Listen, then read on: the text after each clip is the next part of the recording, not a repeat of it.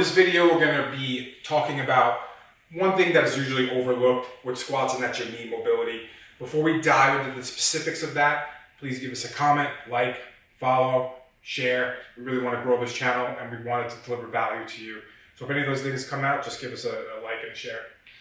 So a lot of times what I see in the squat, people really focus on the big muscles, which is great. You focus on your hip mobility, focus on your thoracic spine, your ankles, but your knee is also moving during the squat. And there's a key there that you have to really address to make sure it's moving efficiently, right? When I go to bend my knee, the tibia actually internally rotates a little bit. When I extend it, externally rotates. So I'm not saying this is the thing that's going to be the driving factor in you increasing your weight by 50 to 100 pounds, but it can move the needle forward.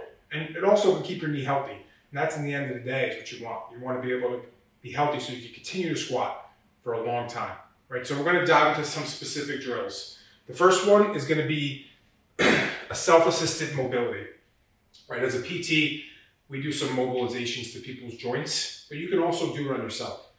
Self-feedback is important without over-cranking the joint because you don't want to cause injury, right? So the first one is if I grab my tibia, kind of around it like a tree trunk, and I'm squeezing.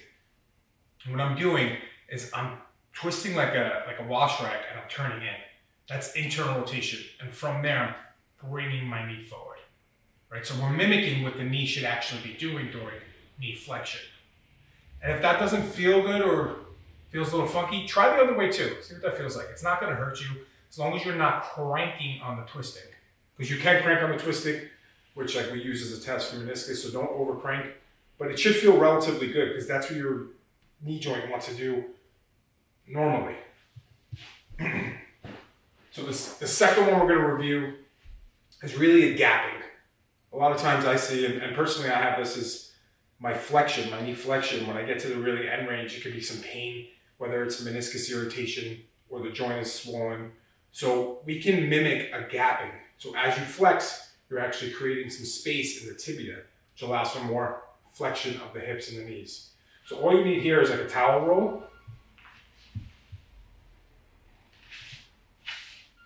You're going to put that under your knee. And from there, you're just going to really sit back. Now you have to make sure this is leveraged nice and high because that's what's going to create the gapping, right? So now as I sit back, I'm pushing. And it actually feels pretty good on my knee. So again, dynamically, we're holding and then coming back.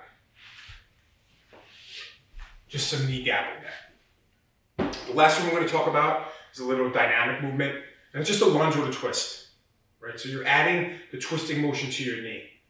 A lot of times the twisting is what causes pain, but if you train that twisting motion, it ideally should prep you for any sort of movement that your knee is going to be twisting in. So all we can do is like a reverse lunge position.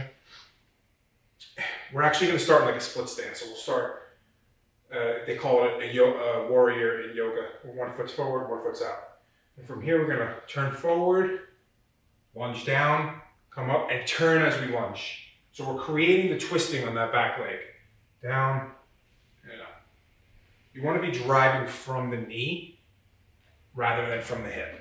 That's going to really cause the tibia to do its rotation flow. All these things can help with your squat. They can help enhance it.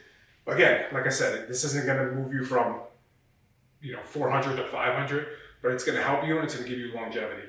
So I hope you like that. If you did, please comment, like, share. Thanks for watching.